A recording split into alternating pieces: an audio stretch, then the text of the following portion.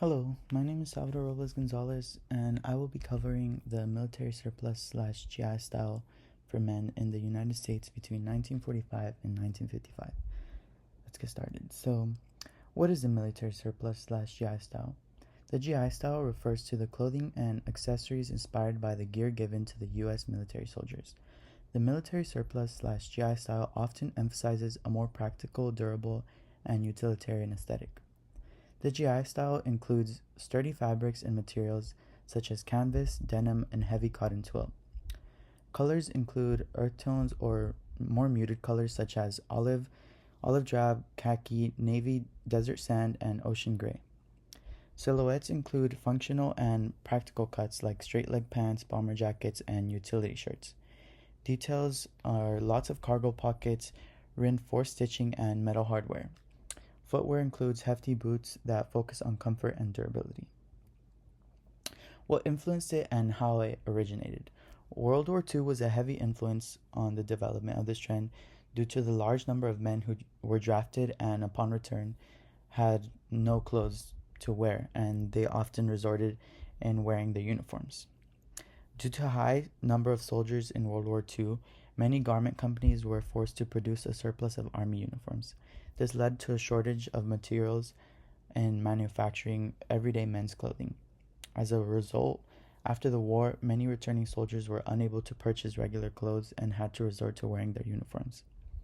This trend originated in 1945 when a young soldier eager to continue his college education had no choice but to wear his military uniform to class due to the shortage of men's clothing. This moment sparked a chain reaction, leading to many of the ex-military students to follow suit. Soon after, this became a very big trend amongst veterans on campus. The phenomenon gained further attention when students began to write in the student newspaper, either mocking or advising veterans on their attire. Ultimately, this brought widespread attention to the trend and led to many military surplus shops to be opened around the country, and of course it became a staple in most colleges across the country as well. So modernized clothing: army boots, bomber jackets, cargo pants, camel print, peacoats, and caps and hats. These are all articles of clothing that we still see in 2025 but have been greatly changed to fit a new modern design. Clothes that you might not know originated from the GI style are wristwatches, dress shoes, aviator sunglasses, t-shirts, scarves, neckties, men's suits, and cardigans.